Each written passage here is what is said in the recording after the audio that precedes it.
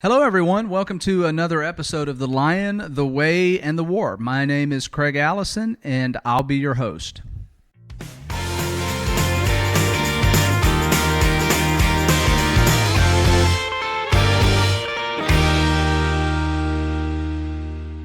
Today's guests are joining me via telephone, and this is the first podcast that we've done that I don't have the guest sitting in front of me, which I'll be honest, it is slightly disconcerting. We've been working through some audio issues and trying to get everything squared away. So due to the continued health crisis across the globe, we've had more restrictions and things have gotten even tighter. So I'm asking everybody to excuse any quality issues today since we've got our guest on rerouted and plugged through about 5 different stations, and so it's going to be interesting to see how this goes. Speaking of our guests, I am really excited to have Clark and Erin join me today to talk to me for a few minutes about the Christian Student Center. And I wanted them specifically because they were both student leaders at the CSC. They met at the CSC as student leaders, and they eventually got married. So Clark, why don't you start by introducing yourself and tell us a little bit about what you do, and then Erin, I'll have you do the same. Sure. So my name is Clark Boshers. First, Craig, thanks for using the non-offensive term student leaders. It hits all parties here. So I have a degree in economics and mechanical engineering. I spent 5 years at UTC. 3 of those years were as student director for the Christian Student Center, and I work in solar and wind farm construction right now. Hi, I'm Erin. I am a full-time grad student. I graduate in exactly 3 weeks, not that I'm counting down or anything. I graduated from UTC in 2018, went right into grad school, and right now I'm working as a health navigator with an insurance company. I don't think I realized that you were going to graduate this soon. So does this whole coronavirus deal affect you walking? Well, all graduation plans have been canceled, but my grandmother is really sweet, and she's going to plan a virtual graduation of some sort, so I'm sure we'll celebrate somehow. So let's just get started in the interview process, and I've got several questions for you, and I don't really care which one of you answers the questions, but I'd really like both of your inputs on all of the questions, so you guys can do like rock, paper, scissors, and decide which one is going to answer first.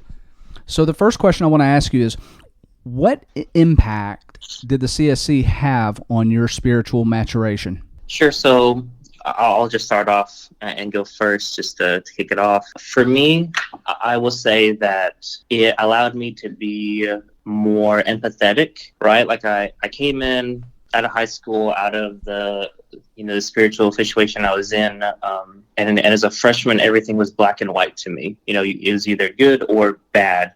It was either yes or no. And I was really hard on not only myself, but people around me when things wouldn't necessarily go the way it's planned. So that is what my maturation was focused on. Just being able to understand that, the world isn't just always black and white, and help me to be not so hard on people and empathize better. Okay, and Erin, what impact did the CSC have on your spiritual maturation? And for those listening, just let me remind you that the CSC stands for Christian Student Center. Yeah, I think a lot of, what a lot of people will tell you after going through the CSC, and of course I don't want to put words in their mouths, but the CSC is so special because this is a time in your life where you're beginning life on your own. And you're beginning to move out of your parents' house most of the time and kind of understanding your own worldview. I wouldn't say I was sheltered growing up, but I had a limited view specifically about my spirituality, just based on what I saw every day of where I went to church.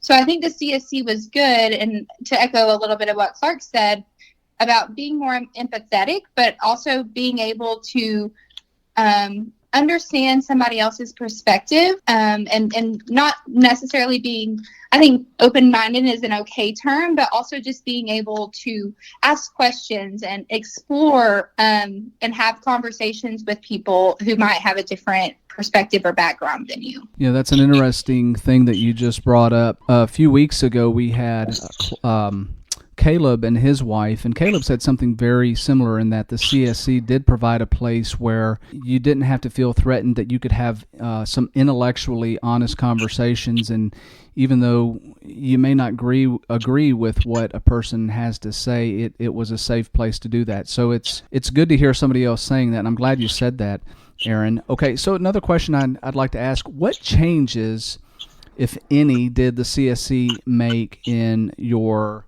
Christian life? Right. So definitely in the way that I communicated to people was less harsh. The way that I prayed to God was differently, right? It was more thankful, more, and it was something that encouraged me more than it used to. Yeah, I think one thing that I appreciated a lot about the CSC was I left with a lot more confidence in myself and in my belief that I don't think would have been as well developed without having the CSC. So I was able to speak more confidently in what I believed in and why I believed in it, because going back to my previous answer, because I was able to have those conversations and that practice, I felt more confident in when I left to be able to have those conversations and defend my faith, I guess, more confidently. So what do you guys think is, and I hope this question doesn't sound redundant, but the thing that you got out of the CSC that matters most to each of you, obviously besides each other, because I know you guys met and you found each other there, and the CSC was pivotal in that. But besides finding each other, what mattered most to you at the CSC? Well, I think anyone that has been to the CSC or sees it, it reminds you a lot about what you read about in Acts on the first century church, meeting together every day, spending time with one another, but really understanding each other's lives. You're a family, you're a body of believers. And I feel like after leaving that, I was able to understand what a Christian family can be, what the first century church meant, and how of amazing power that is. Yeah, I'll kind of tie in with some of that too. And what your thoughts bring me to is, I don't know if this is the right term, but a practical application of Christianity. So I think it's easy to read what we're supposed to do, and we tend to think the worst or best terms, and so we'll go to the extreme side, one or the other, and it's hard to find that balance of how to be a Christian today without giving up and selling everything you have, right?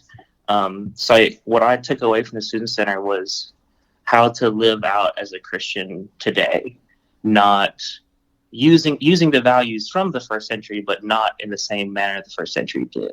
So do you guys think that, based on your answers just now, that the CSC is still relevant for today's college students with all the changes that have taken place just since you guys have been gone? I say yes, as a short answer. Kind of relating to the current pandemic, David did a lesson and referred back to James, and there's a section saying how fast our life goes, and I think we don't realize how much we plan for, how much we expected out of life until this pandemic happens. And so we have this conceptual understanding, at least I did, of James, but now I can relate to that understanding and live it. And that's what the Student Center did for me in its aspect. I had a conceptual understanding of Acts and what that meant, and it gave me a place and environment to really live that out and understand it. And that's why I think we touch base with a lot of old people from the Student Center. Whenever we get together, it's just like I never left them, because we've got that sense of unity that we yearn for and we seek out, and it's hard to identify that unless you live it. Absolutely. And I think, you want a family, you want a home no matter where you're at. So for college students who commonly leave their home to go away to college, I think the CSC is totally relevant, because it gives a place to have your family, have your Christian family, have your Christian support, and honestly have a home away from home, as corny as that sounds, but that really what the CSC is. It's your home on Chattanooga campus, or wherever you're at.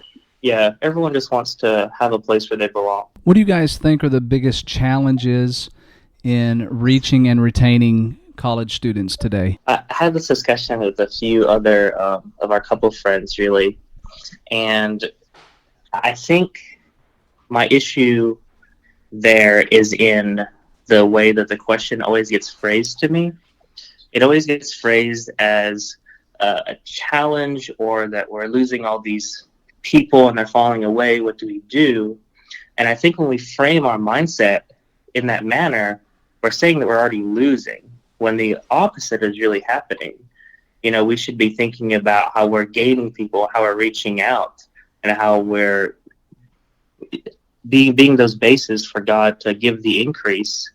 And I think that's where we should be focused on. What we had talked about, retaining is great, but usually it's a byproduct of the word overflowing and in your preaching and encouraging, right? Like that should naturally happen through the work that we do in encouraging and bringing people to Christ, right? Yeah, so basically what you're saying is that the CSC, the effectiveness of the CSC, what we're doing there, the student leaders, what you guys did, basically the entirety of the job goes into the formula that keeps students wanting to come back. Is that kind of what I hear you saying? Yeah, and that's kind of what makes it attractive, right? Like, just going back to one of my first groups of student leaders, I couldn't put together a more diverse team if you asked me to today.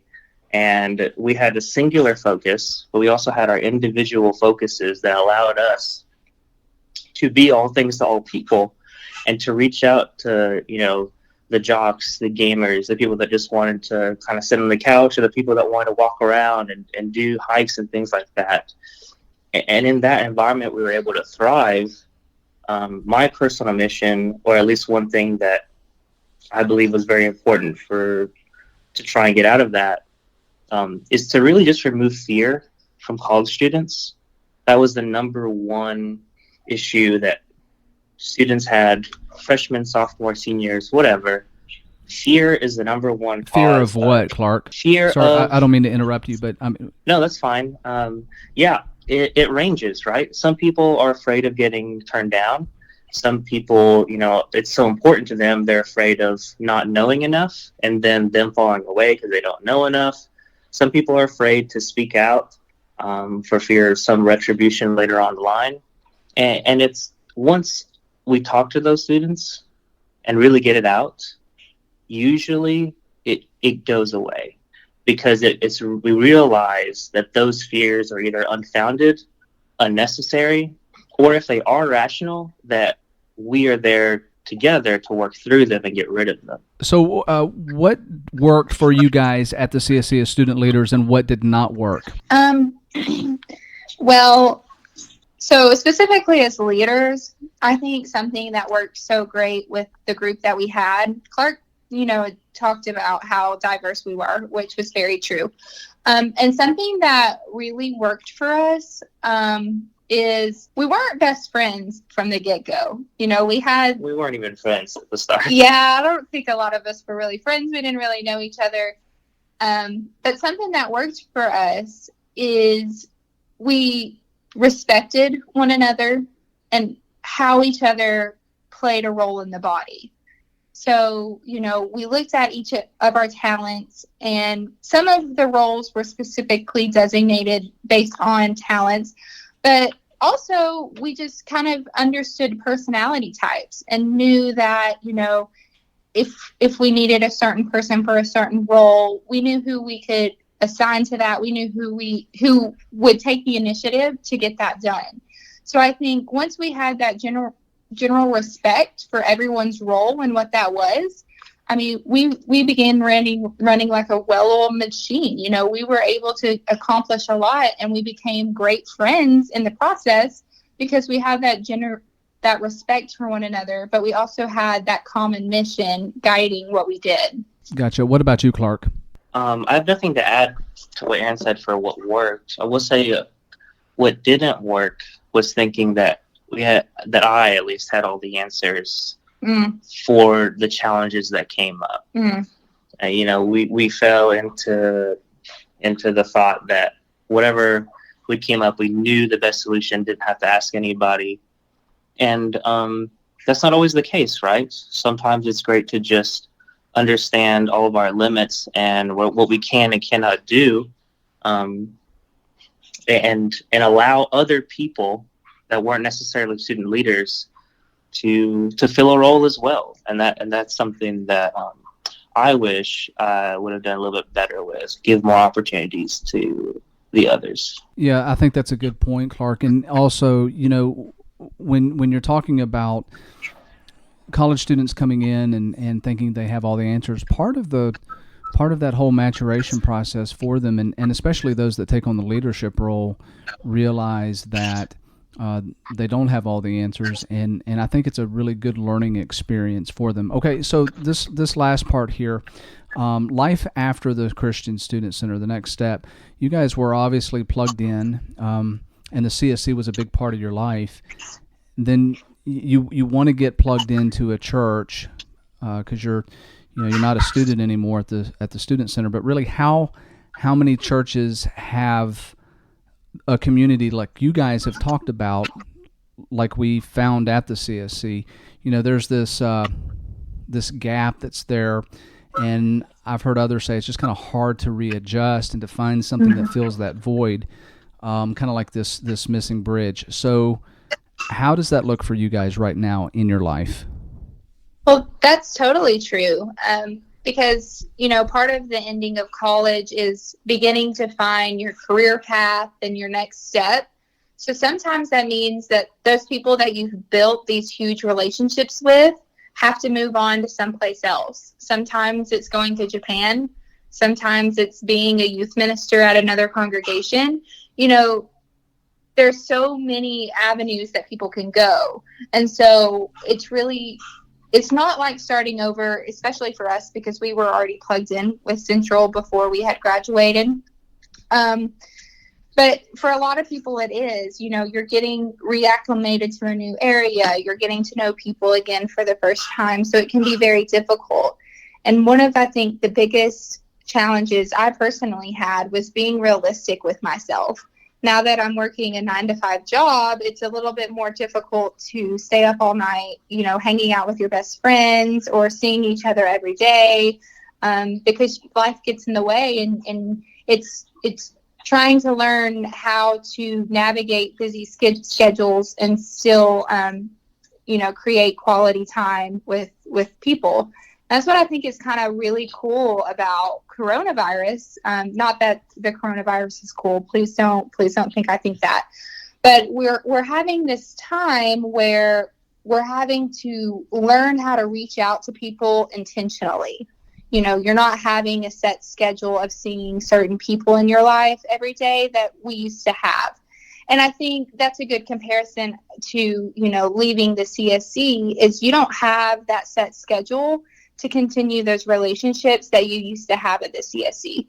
So you're having to find intentional ways and intentional schedules in order to spend time with people and build those meaningful relationships. Yeah, good thoughts there. What about you, Clark? Sure. So this is something that Erin and I have been uniquely focusing on these last couple of years, I suppose, in trying to be a bridge or an arm that's reaching out. And it is not set up in a lot of today's churches for the transition from college to adult on your own very well. I mean, the transition from high school to college is not very well set up either, especially if you don't have a support system. But one thing we've been uniquely focusing on is trying to attract and reach out people during people's senior year, or maybe right before that. Because what I find is very interesting, based on how far along someone is in their path, is where their mindset is. When your freshman or senior transfers come in, they're only thinking about making new friends or establishing their roots in college and finding their friend groups. while your juniors and seniors are getting jobs and internships and trying to figure out, they don't have another year or two this sometimes. They've got to go somewhere else now. And that's where we should be capturing them before they leave for college, instead of after they're already gone. That's what college recruiters do. They talk to high school students who are thinking about their next phase. And that's what we have to do as a church. Talk to people when they're thinking about their next phase, not after they've already changed and transitioned and already have a plan. Excellent point, and I think one that deserves a lot of exploration. Clark, Erin, thank you so much for joining me today. I apologize once again to our listeners for some of the technical difficulties that we had today. We're just trying to readjust and move with all of the things that are changing with us on a daily basis. These are challenging times right now, not just for our college students, but for the church at large. We've got this unique opportunity, though, to reconnect with family in ways that maybe we haven't done in a long time. We have this opportunity to reflect on how important community is. Some of the discussion that we had today talked about that very thing, and I'm glad that was brought up. And, with that, maybe realize how much we're actually taking for granted. I love worshiping on Sundays with my family at home, as many have been forced to do right now. But I got to tell you, being at my home church, getting to hug people, being able to have and be a part of, hundreds of voices lifting their voice in praise to God, I got to tell you, when I get to have all of that again, it's going to be different for me. And I hope it will be for you too. As always, leave your feedback wherever you want. There's different platforms. Help us improve. Give us suggestions on topics that you want to hear. Final words. 2 Corinthians chapter 4, verses 16 through 18. So we do not lose heart. Though our outer self is wasting away, our inner self is being renewed day by day. For the slight momentary affliction is preparing for us an eternal weight of glory beyond all comparison, as we look not to the things that are seen, but to the things that are unseen. For the things that are seen are transient, but the things that are unseen are eternal. Tune in next Thursday for another podcast of The Lion, the Way, and the War. Until then, have a blessed week.